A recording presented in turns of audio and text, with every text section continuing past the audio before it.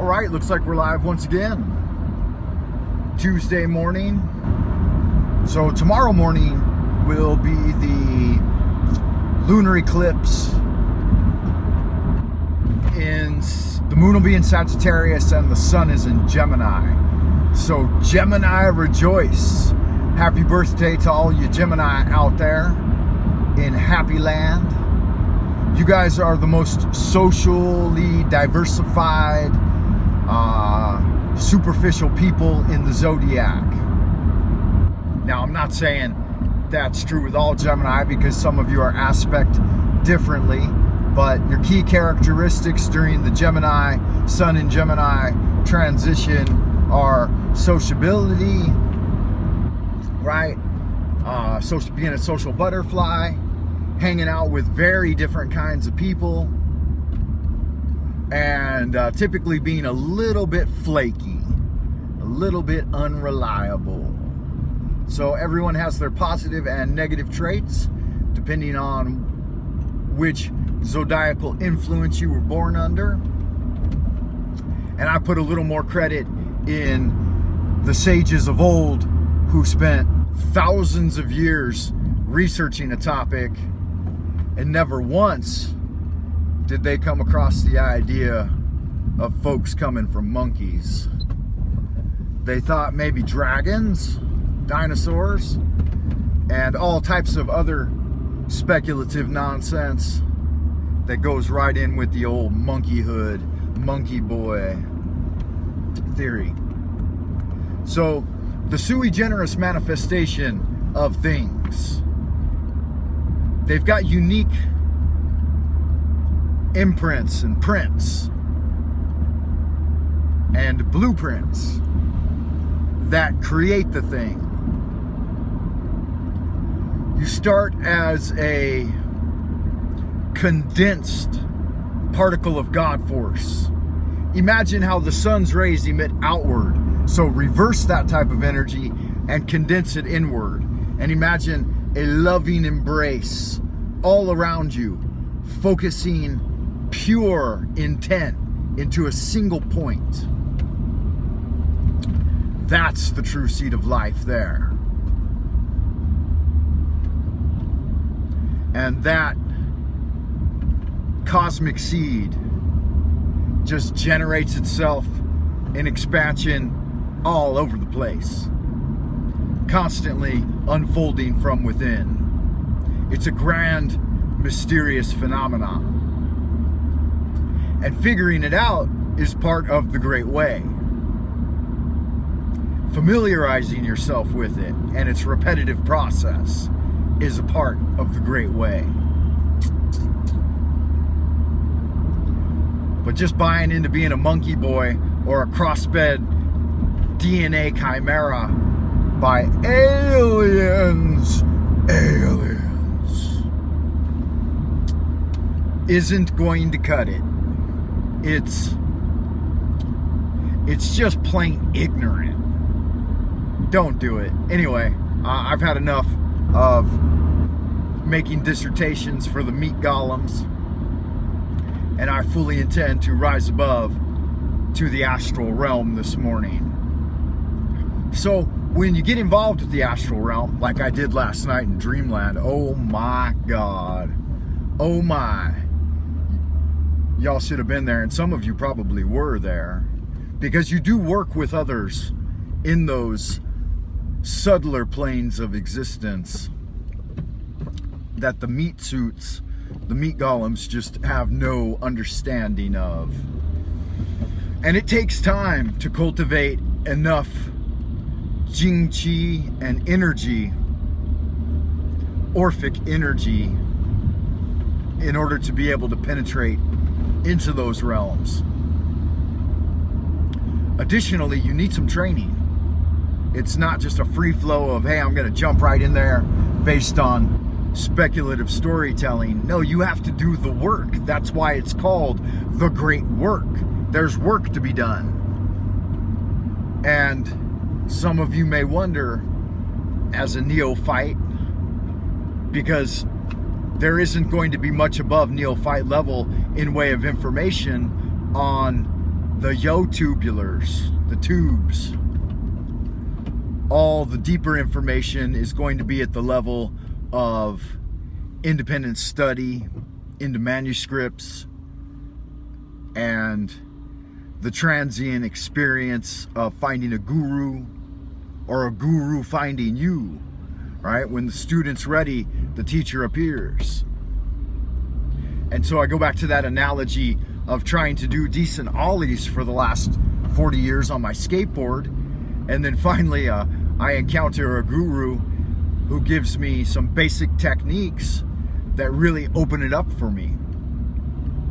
And now my ollies can achieve, you know, the level of the height of a foot and a half.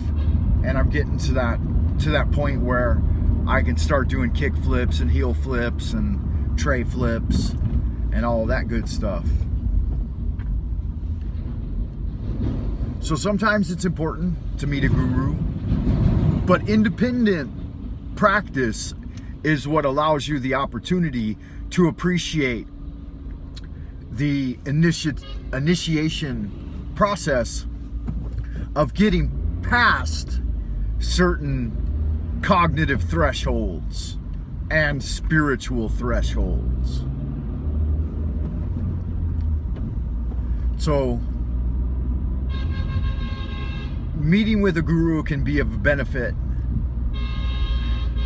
And when I say guru, I just mean any individual in your life, in society, in the world that initiates that is a catalyst for transformation in your practice. I'll give you an example. It could just be a paradigm shift. I was studying Taoist internal alchemy. I have been studying Taoist internal alchemy since I was a teenager. And I've had small breakthroughs here and there and done a lot of self-imposed paradigm shifts. So I shifted my focus about 20 years ago, 15 years ago, from Taoist internal alchemy symbology in my guided meditations to Hebrew Tree of Life, getting back into the Israel Regardie, something I had set down for over a decade. And the revelations came fast and furious after that point. And it was in part due to the fact that I had been gathering all of the energy through Qigong and work with the Taoist systems. But it really woke up, like on fire woke up, when I switched a lot of my focus over to integrating the Sephiroth and the Tree of Life into the basic 3 Dantian internal alchemy microcosmic orbit system. Then all of the chi I had gathered in the 3 Dantians just flooded into the Tree of Life in brilliant color. Really amazing. The next thing that gave me huge grounds in a spiritual footing was shifting from an oblique spheroid model of the planet to a vast solid plane, the tetragrammaton. Now don't flip your lid and say, oh, Frank Money became a flat earther. No, I didn't. But what I did was I shifted my paradigm. And I thought, are we spinning around on a ball, you know, at 64,000 miles an hour, 96 million miles from the sun, and tried to rationalize all of that and wrap my head around it. And I mean, you can wrap your head around a model, but it's just a model. The menu is not the dinner. The map is not the terrain. So I thought about Dr. Wilson, Dr. Robert Anton Wilson, and his idea of paradigm shifting is that you can use any model and it's not accurate. No model is 100% accurate. So why not entertain the idea of all the models for a certain period of time. So put yourself through like a 6-week understanding of seriously trying to believe in that model. So I did that. I went through my 6 to 8 weeks of seriously trying to believe in the oblique spheroid, pear-shaped planet, whirling through space model. And I did a pretty good job of convincing myself of its veracity. With that done, it gave very little energy to magical operations. And so its benefit is in total immersion in the material sphere and scientific materialism and the whole thinking, the whole modern day dead, stiff way of thinking, intellectual dichotomy that we've got it all figured out, right? Take your Donald deGrasse Tyson, your science guy, Bill Nye, Stephen Hawking's sort of, intellectual egghead in their ivory tower on straddling the edge of death. No real vitality in them, just pure miasma. So I did that. Then I tried out the older, more time-honored model of a vast flat plane like a pocket, and the mystery of so much more being beyond it that we haven't explored or don't have access to. And I tried this out for about 6 weeks, 6 to 8 weeks, gathering data. And let me tell you the difference. When you become the counterculture and go against the mainstream narrative, so many naysayers come out of the woodwork and they literally flip their lid. It's not enough for you to be speculative in any other field.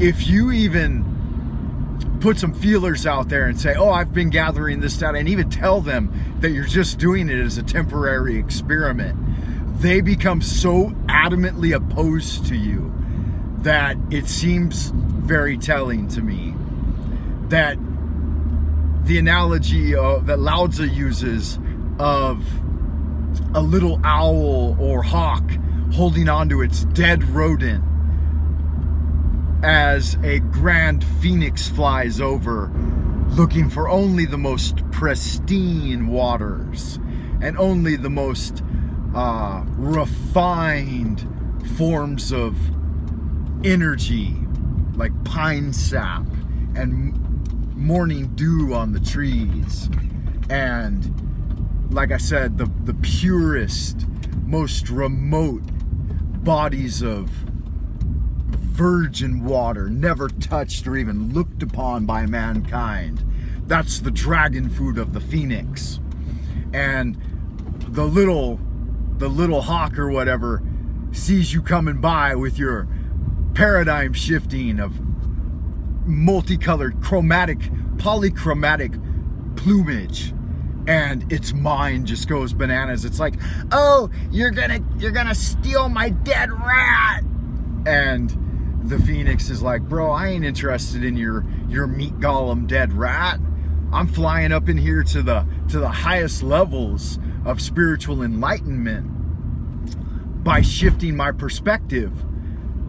And so the real work in the astral sphere is just that. It's the perspective shifting. It's the shifting of one understanding to another and multi-model approach. It's quantum levels above belief and intellectual dichotomy, false dichotomies, really. It's beyond the puzzle. It's beyond the enigma, because number one, you embrace the enigma and then you get beyond it. So you move into the fourth dimension, you move into the fifth dimension. The commands from Da'ath start to appear immediately.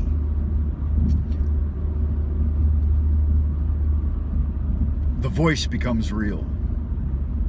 And that's all I'll give you for this morning, because I'm about to pull into the yard. I remind you, this is the Live Drive Jive Archive, and we have been talking about work in the astral, which is the first level, first gate, first and second gates into the neophyte's path towards enlightenment. Y'all good looking, happy, sexy people, keep it real out there. I love y'all good looking people. Keep it happy out there in happy land. Keep on keeping on, because as above, so below, and we move into the abodes of the future. Hugs and kisses. Love is the law. Mwah.